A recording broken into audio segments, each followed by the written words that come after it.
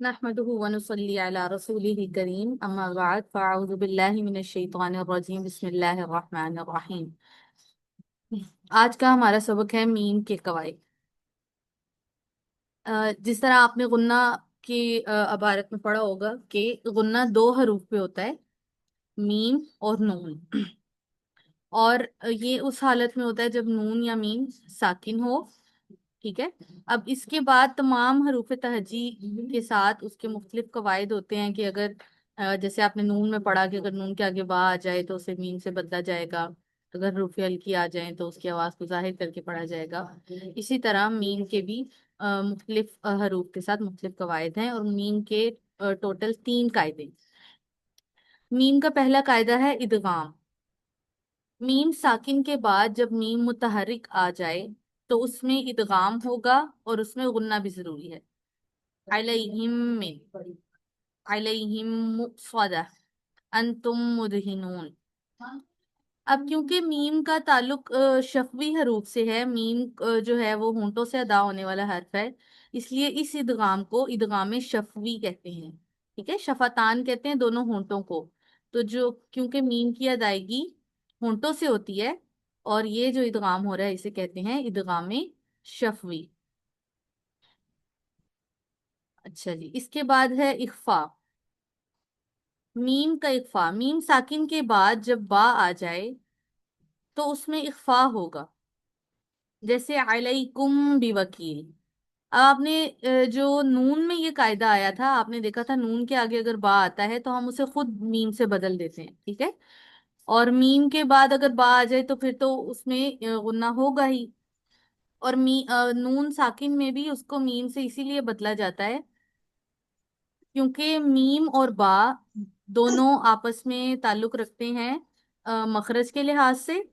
और जो है नून और मीम, वो दोनों आपस में ताल्लुक रखते हैं गुन्ना के लिहाज से। ठीक है। तो इसीलिए नून के आगे जब बा आता है तो उसको ऐसे हर्फ से बदला जाता है जिसका मीम के साथ भी ताल्लुक हो, बा के साथ भी ताल्लुक हो। नून के साथ मीम का ताल्लुक गुन्ना के लिहाज से है, और मीम के साथ बा का ताल्लुक मखरज के लिहाज से है। तो जब आपको अगर असल मीम आ जाए उसके बाद बा आए तो भी गुन्ना किया जाएगा। इसको इख्फाए शफवी कहते हैं। अब तमाम हरूफ में शफवी क्यों आ रहा है? क्योंकि मीम का मखरज होंठों में मौजूद है। इसको पढ़ा जाएगा, नरमी से पढ़ा जाएगा, होंठों को दबा के नहीं पढ़ा जाएगा। इदगाम होता है ना, इदगाम में सख्ती होती है और इख्फा में सख्ती नहीं होती है। अलैकुम बिवकील, जैसे इदगाम का हर्फ है अलैहिम मिनहुम। ठीक है।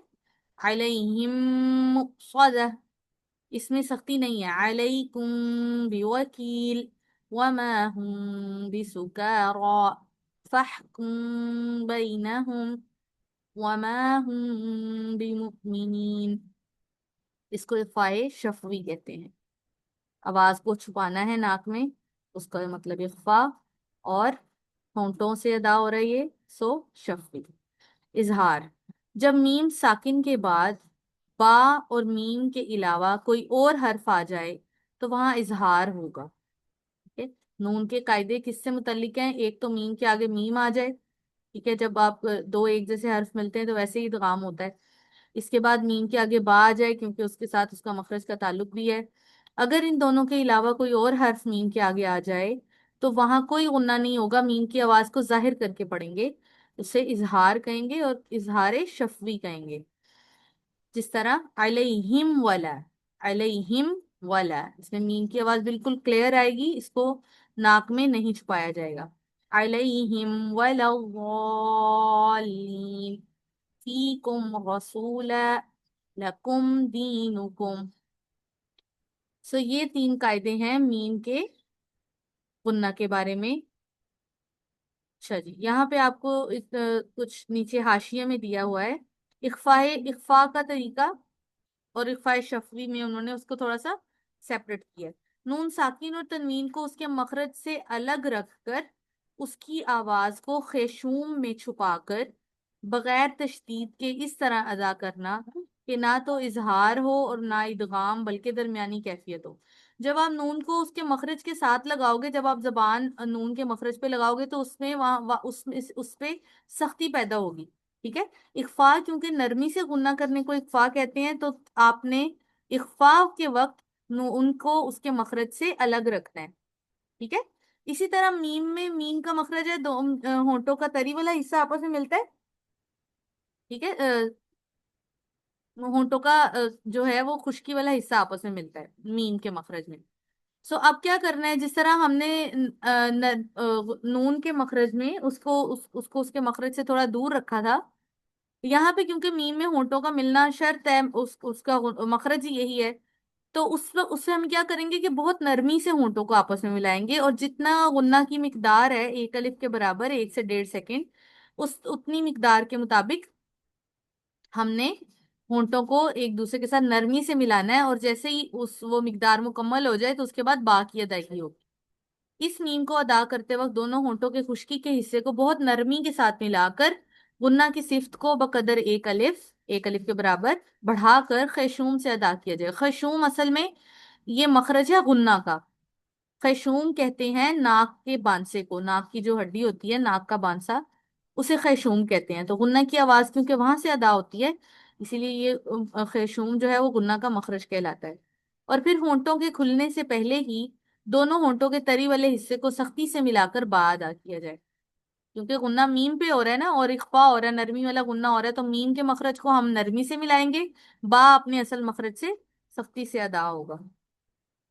इसके बाद आ जाता है जी मद का बयान। मद का माना खींचना है। तारीफ इसकी है कि हरूफ मद्दा पर आवाज को खींचना। अच्छा जी, मद की इकसाम।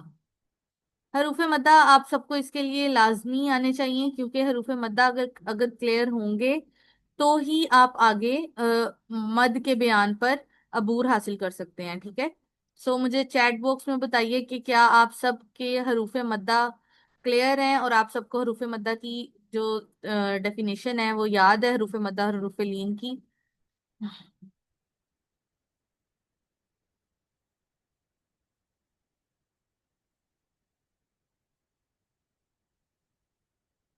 गुड।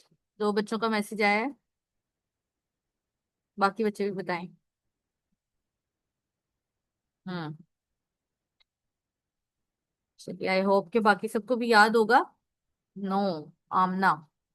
आमना, ये आपने कर लेना है याद। ठीक है। अगर आपको आपको कोई प्रॉब्लम इसमें पेश आए तो आप पूछ लीजिएगा। वैसे आपको मखरज के, जो मखरज का लेक्चर है, मखारिज का, उसमें आपको ये मिल जाएगी। ठीक है। हरूफ मद्दा हम यहाँ पे रिवाइज भी कर लेते हैं मद से पहले एक दफा। अच्छा, हरूफ मद्दा क्या होते हैं? असल में हरूफ मद्दा है अलिफ, वाओ और या। ये तीन हरूफ मद्दा है। ठीक है। जब इनके साथ ऐसी हरकत मिल जाए जो जिसकी आवाज इनसे मुमासलत रखती हो, जिनकी आवाज इससे मैच करती हो, तो डबल साउंड बन जाता है। ठीक है। तो फिर उसको दो हरकत यानी एक अलिफ के बराबर पढ़ा जाता है। मिसाल के तौर पर अलिफ से पहले जबर।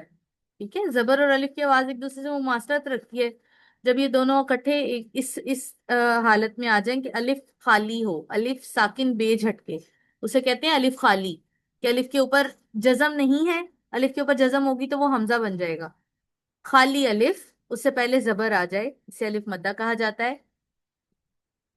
या साकिन, उससे पहले जेर आ जाए। इस तरह जेर और या की आवाज भी क्योंकि आपस में मुमासलत रखती है, मिलती जुलती आवाज है, अगर ये दोनों इस सीक्वेंस में इकट्ठे आ जाएं कि जेर के बाद या साकिन आए, तो उसमें दो हरकत के मुताबिक यानी एक अलिफ के बराबर लंबा करके पढ़ा जाता है। इसी तरह वाव साकिन से पहले पेश आए, इनकी आवाजें भी दोनों की आपस में मुमासलत रखती हैं। सो ये हरूफ मद्दा कहलाते हैं। अलिफ वाव या, जब वो इस हालत में आए हैं कि अलिफ से पहले जबर हो, अलिफ साकिन बे झटके खाली अलिफ हो, या साकिन से पहले जेर और वाव साकिन से पहले पेश हो, तो उन्हें हरूफ मद्दा कहा जाता है। और हरूफ लीन सिर्फ दो होते हैं, या वाव लीन और या लीन। उसमें वाव साकिन से पहले भी जबर होती है और या साकिन से पहले भी जबर होती है। अगर ये कंडीशन, तो इनको हरूफ लीन कहा जाता है। तो ये डेफिनेशन है लीन और मद्दा की। अब हम आते हैं मद की तरफ। अच्छा जी। आवाज को खींचना, लंबा करना। अब जो मद है वो दो तरह की होती है। एक मद होती है मद असली, ठीक है, और एक होती है मद फरई। असली, इस तरह से मद असली और मद फरई। आइन छोटी है। असली मद होती है, मद असली का मतलब है जो इसको एक अलिफ के मिकदार के बराबर पढ़ा जाता है, यानी कि हरूफ मद्दा। ठीक है, वो ओरिजिनल मद है। उसके बाद उसके आगे कुछ सबब पैदा होंगे तो उसको उससे ज्यादा लंबा किया जाएगा। एक अलिफ से ज्यादा लंबा जब मद को किया जाता है वो मद फराई में आती है। और जिस मद को सिर्फ एक अलिफ लंबा किया जाता है, जैसे खड़ी हरकत है, खड़ा जबर खड़ी जेर उल्टा पेश, और इसके अलावा हरूफ मद्दा हैं जिनको एक अलिफ के बराबर लंबा किया जाता है, वो मद असली कहलाते हैं। ठीक है। अब इन मद असली के आगे कुछ ऐसी अलामात हमें दिखेंगी जिसकी वजह से हम उसको एक अलिफ से ज्यादा लंबा करेंगे। ठीक है, तो जब भी मद को एक अलिफ से ज्यादा लंबा किया जाता है वो मद मद फरई कहलाती है। ठीक है, मद फरई के आगे बहुत सारी इकसाम है, वो आपको यहाँ पे आपकी किताब में बयान की गई है। सबसे पहले है मद मुनफसिल। मुनफसिल का मतलब होता है कटा, काटना। ठीक है, मुनफसिल का मतलब होता है कटी हुई, जुदा, अलग। ठीक है, मद्दे मुनफसिल का क्या मतलब होगा फिर? हरूफ मद्दा के बाद हमजा दूसरे कलमा में हो। तो यहाँ पे क्या निकला कि दोनों कलिमात जो जिन पे मद हो रही है वो दोनों एक दूसरे से अलग अलग हैं। ठीक है, हरूफ मद्दा के बाद हमजा दूसरे कलिमा में हो तो वहां हरूफ मद्दा को उनकी जाती मिकदार से खींच कर पढ़ेंगे। इसकी मिकदार तवस्सुत है। जैसे मिकदार उन्होंने आपको मिसाल दी है, कालू आमन्ना। अब एक हर्फ के आखिर में वाव मद्दा है, कालू के आखिर में वाव मद्दा है। यहाँ पर देखिए वाव साकिन के पीछे पेश है, और अगले हर्फ के शुरू में हमजा है, हमजा खड़ा जबर आ। तो यहाँ पे क्योंकि दोनों हरूफ जो एक हर्फ में मद है और एक हर्फ में मद की वजह है, तो दोनों जो हरूफ हैं जो मद में हिस्सा ले रहे हैं वो एक दूसरे से अलग अलग हैं, अलग अलग कलिमात में हैं। तो इस वजह से इसे मद्दे मुनफसिल, यानी कि मुनफसिल का मतलब जुदा जुदा, कटी हुई, कहा जाता है। इसको मद्दे जायज भी कहते हैं। अच्छा जी। अब इसकी मिकदार तवस्सुत है। तवस्सुत को समझने के लिए आपको एक चीज समझनी होगी कि मद की जो मिकदारें होती हैं वो तीन तरह की होती हैं। ठीक है, मद की जो मिकदार है वो तीन तरह की है।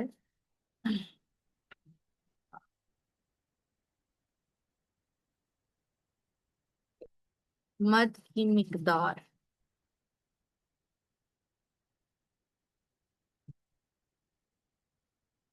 तीन।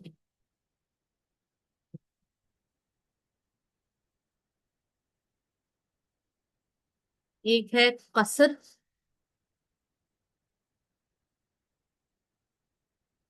इसके बाद है तवस्सुत, और फिर है तूल। ठीक है, ये तीन मिकदारें हैं मद की। अब इसमें देखें कि कसर क्या होता है। कसर होता है मद असली, एक अलिफ के बराबर लंबा करना। ठीक है, एक अलिफ के बराबर लंबा करना उसे क्या कहते हैं? कसर। एक अलिफ, ये मद्दे असली में हो जाएगा कसर। इसके बाद आ जाएं आप के तवस्सुत किसे कहते हैं? तवस्सुत आपको आपने पहले भी पढ़ा था ना, दरमियानी कैफियत। तो मद में भी यहाँ वो दरमियानी कैफियत में जो मद लंबी होगी उसे तवस्सुत कहा जाएगा। इसको हम लंबा करते हैं 3 से 5 अलिफ। ये मिकदार है तवस्सुत की, 3 से 5 अलिफ तवस्सुत। और जो 5 अलिफ से ज्यादा लंबा होगा, 6 अलिफ या जो 6 अलिफ के बराबर लंबा हो, वो तूल कहलाता है। ठीक है, तूल कितना है? 6 अलिफ।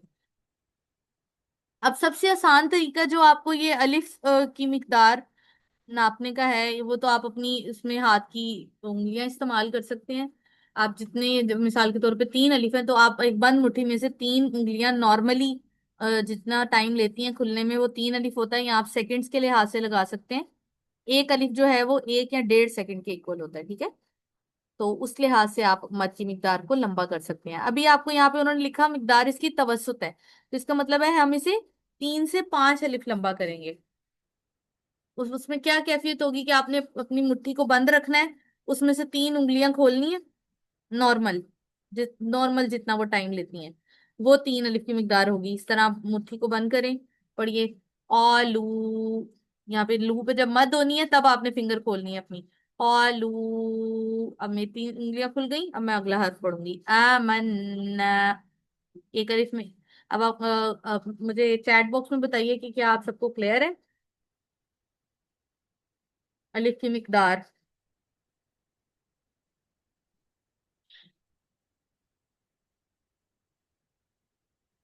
ठीक है। जब आप मद वाले हर्फ पर आएंगे तब आप अपनी फिंगर्स को खोलना शुरू करेंगे, और जैसे आपकी मद मुकम्मल हो जाए फिर आप अपनी अगला हर्फ को पढ़ेंगे। ऑलू आमन्ना, इस तरह से। अच्छा, ये आपने हमेशा याद रखना है कि आपने जितने भी एक कायदे को फॉलो करते हुए बाकी कायदों को इग्नोर नहीं करना। जैसे कि अब यहाँ पे नून मुशद्दद गुन्ना है, इसके अलावा अलिफ मद्दा है, अपनी असली मिकदार में लंबा होगा, तो आपने उसको।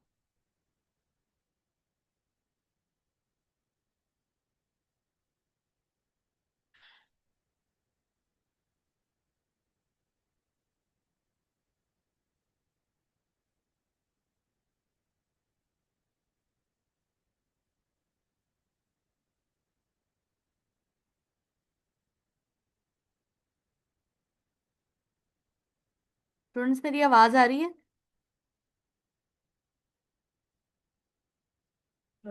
ओके। ठीक है, तो आपने उसको बाकी कवायद को भी नज़र में रखना है, जिस जिस तरह हमजा खड़ा जबर है, नून के ऊपर नून जबर के आगे अलिफ खाली है, अलिफ मद्दा। तो बाकियों को भी जहन में रखना है, ठीक है। कौलू, कौ में अलिफ मद्दा है, आगे आमन्ना में अलिफ मद्दा है, हमजा के ऊपर खड़ा जबर है। इन चीज़ों को भी। और मद्दे मुत्तसिल, मुत्तसिल का मतलब मिली हुई, मुत्तसिल का मतलब मिली हुई। हरूफ मद्दा के बाद हमजा उसी कलमा में हो, ठीक है। अब आपको डेफिनेशन से क्लियर हो गया इसका नाम मुत्तसिल क्यों है। इसका इसके हमजा उस कलमा के अंदर ही है, कलमा से अलग नहीं है। तो वहां भी तवस्सुत की मिकदार में मद होगी, यानी कि 3 से 5 अलिफ। जैसे कि जा एक कंप्लीट लफ्ज है, उसके अंदर ही अलिफ मद्दा और हमजा इकट्ठे पाए जा रहे हैं। इस मद को मद्दे वाजिब भी कहते हैं, ठीक है। अब ऊपर मद्दे जायज, मद्दे जायज कहते हैं, मद्दे जायज इसलिए कहते हैं कि इस हर्फ में, इस मद में कसर भी किया जा सकता है, अ, लेकिन इसमें तवस्सुत की मिकदार जो है वो ज्यादा अफजल है, ठीक है। ज्यादा अफजल है कि इसमें तवस्सुत पढ़ा जाए, लेकिन क्योंकि इसमें कसर भी किया जा सकता है इसलिए इसको मद्दे जायज कहते हैं, क्योंकि इसमें दो मिकदारें जायज हैं। इसमें ये जो मिकदार है तवस्सुत, इसकी मिकदार फिक्स है, ठीक है। इसको मद्दे वाजिब कहते हैं।